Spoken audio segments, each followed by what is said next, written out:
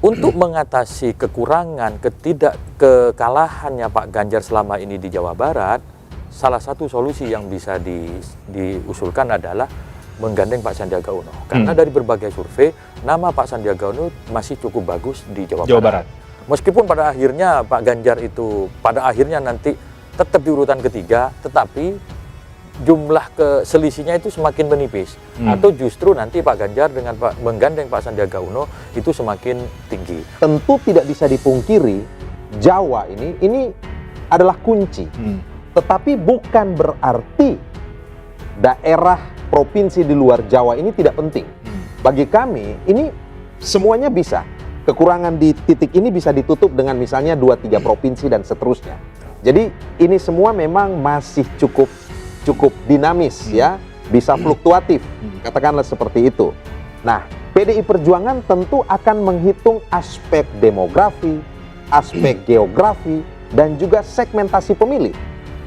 Sehingga kemudian ada pendasaran secara teoritis ketika kami menentukan pilihan ya sebagai partai ya yang mengusung Mas Ganjar untuk maju dalam kontestasi Pilpres di 2024 ini. Tentu harus siap masuk ke rumah PDI Perjuangan, jangan minta ganti ceknya, uang tamunya, susunan kursinya, jangan dong, tamu gitu loh. Oke, jadi lebih solid sebetulnya begitu ya Bang Emrus? Sangat lebih solid dibanding yang dua koalisi yang lainnya. Termasuk dalam penentuan cawapres juga akan ikut begitu? Iya, karena hak prerogatif Bu Megawati, Presiden dan Wakil Presiden. Jadi partai-partai lain mendiskusikan finalinya ada di tangan Bu Megawati. Terjawab, Capres Ganjar Pranowo seperti apa kriterianya? Ingatkan kisah dipilihnya Ma'ruf Amin.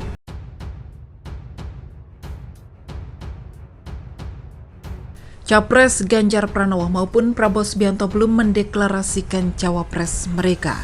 Sejauh ini, baru Anies Baswedan yang mendeklarasikan Mohaimin Iskandar atau Caimin sebagai cawapresnya.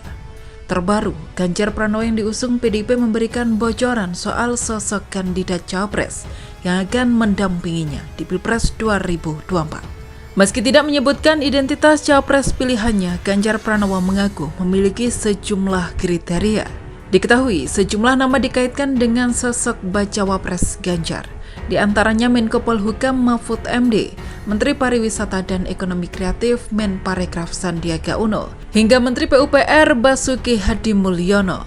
Dalam kesempatan itu, Ganjar turut mengungkit terpilihnya Ma'ruf Amin sebagai cawapres di periode kedua pemerintahan Presiden Joko Widodo atau Jokowi. Mungkin masih ada yang lain, ingat Pak Ma'ruf Amin juga tidak ada di list selalu kemudian keluar, ucap Ganjar. Dikutip dari kanal YouTube Kompas TV, Senin 18 September. Belakangan ini sosok mantan Gubernur Jawa Barat Ridwan Kamil turut dikaitkan dengan Ganjar. Terkait isu itu, Ganjar enggan banyak bicara. Kalau partai mengambil keputusan kita hormati, kalau personel yang ingin berkomunikasi, tentu kita buka paparnya. Lebih lanjut, Ganjar mengungkapkan kriteria bacawa pres pendampingnya di Pilpres 2024 kelak. Ganjar mengaku tidak memberikan patokan pasti terkait usia bacawa presnya. Ciri-ciri dia harus satu visi dengan saya, kita harus jadi satu tim dan punya spirit yang sama untuk yang sama. Punya spirit yang sama untuk melanjutkan pemerintahan ini, punya spirit yang sama untuk anti korupsi, kata Ganjar.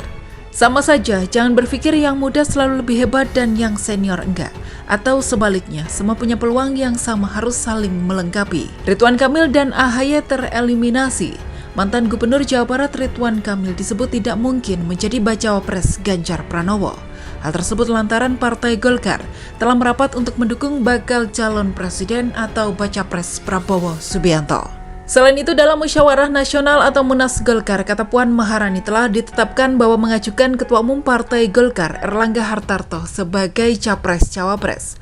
Hal tersebut dikatakan Puan usai acara Munas Kombes NU 2023, Ponpes Al-Hamid Cilangkap, Jakarta Timur, Senin 18 Agustus.